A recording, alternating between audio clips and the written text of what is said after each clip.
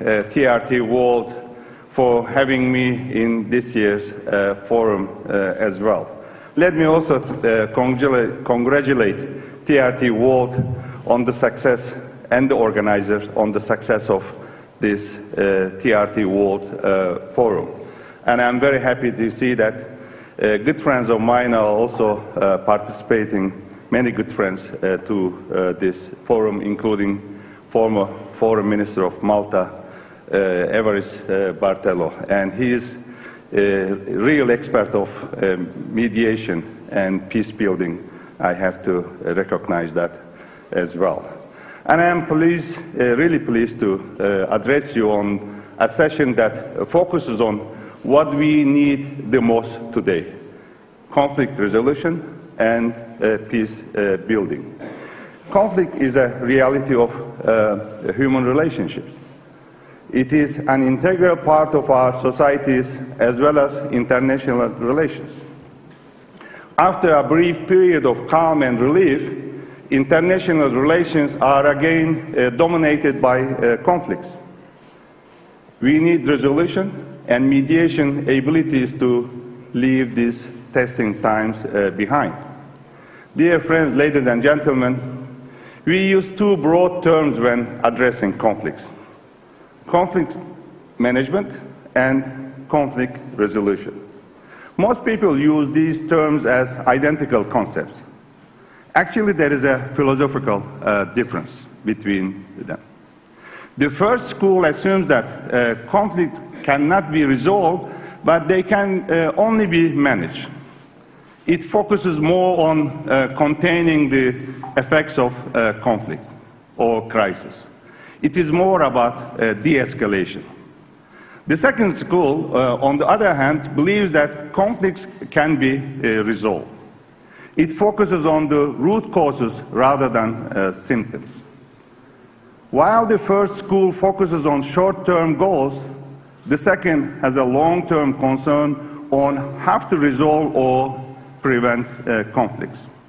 Ladies and gentlemen, dear friends, with the absence of a rules-based order, we witness an increasingly chaotic global landscape. We are in an age of crisis. During this period of systemic change, conflicts are also transforming. With technological advances and globalization, conflicts are more complex, multi-layered, and widespread. Parties, issues, responses, instruments of conflicts are in flux. We face classical wars, proxy wars, internal strife, asymmetrical and hybrid warfare, all at the same time. There are various frozen conflicts that continue to threaten peace. Actually, these are conflicts, resolution of which are frozen, not the conflict itself. Conflicting parties are weaponizing everything from sanctions to trade, from digital platforms to access to energy and food resources. Therefore, among the two approaches I mentioned earlier, we need a comprehensive approach to conflict resolution.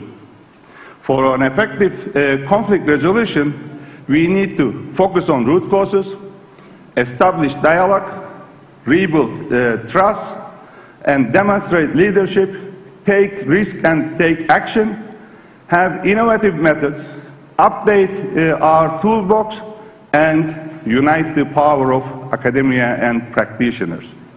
We also need to strengthen multilateral responses, because today's challenges require multiple partnerships. The United Nations Turkey partnership on the Istanbul grain deal is a case in point that saved the world from a serious food crisis. Ladies and gentlemen, dear friends, geography is destiny. Our geography taught us to always remain vigilant and be prepared for the effects of various conflicts. That is how we became a resilient society. No matter what happens, we do not fall, but move on. Surrounded by 60% of the global conflicts, including the frozen conflicts that I mentioned, we also know the value of mediation and conflict resolution. This is why we invested heavily in peace mediation. We are the only nation co-chairing 3 different groups of Friends of Mediation in 3 major international organizations, the United Nations, the OECD, and OIC. ve OIC'de. Istanbul Mediation Conferences became the biggest annual global event, gathering mediation practitioners from around the world. Uzlaşma uzmanları arasında bizler muhtelif uluslardan bakanlığımız altında gelecek uzlaşmacıları eğitiyoruz. Somali'den Venezuela'ya, Balkanlardan Orta Doğu'ya, burada yüksek profilli bir düzenleyici veya barış sağlayıcılar yetiştiriyoruz. Tıpkı Rusya-Ukrayna Savaşı'nda da yakın zaman bunun bir örneğidir. Yine bizim tecrübemize göre başarılı bir uzlaşma gayretinin temelinde güven, liderlik ve sonuç alabilme yetisi vardır. Söylediğiniz şeyi yapacaksınız ve söylediğiniz şeyi yapıyor olmanız lazım. Başkan Erdoğan'ın liderliği olmaksızın diplomaside burada tutsak değişimi veya tahıl anlaşması mümkün olamazdı.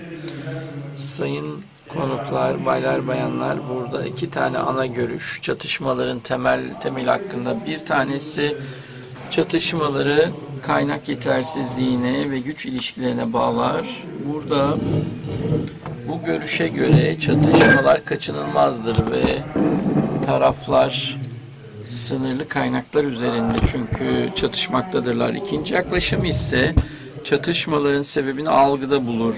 Yani bu görüşe göre taraflar hedeflerinin aynı zamanda erişilemeyeceğini düşünmektedirler. Bu tarz çatışmalar kolaydır.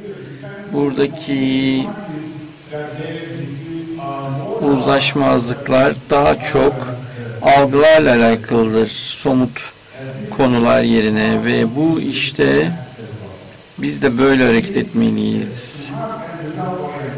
Burada akıllı ve sonuç odaklı olmalıyız. Tarafları kazan kazan formüllerine doğru yönlendirmeliyiz. Aynı zamanda yoğun çalışmalıyız ve kontrolde tutmalıyız öfkelerimizi, ateşlerimizi. Baylar, bayanlar, bu kelebek etkisiyle birlikte yerel çatışmalar yoktur. Bizler hareketsiz kalamayız böyle zorluklar ve tehditler karşısında ve bu sebepten dolayı liderlik olması lazım. Teşekkürler bu fırsatı sağladığınız için. Mr. Minister, thank you very much.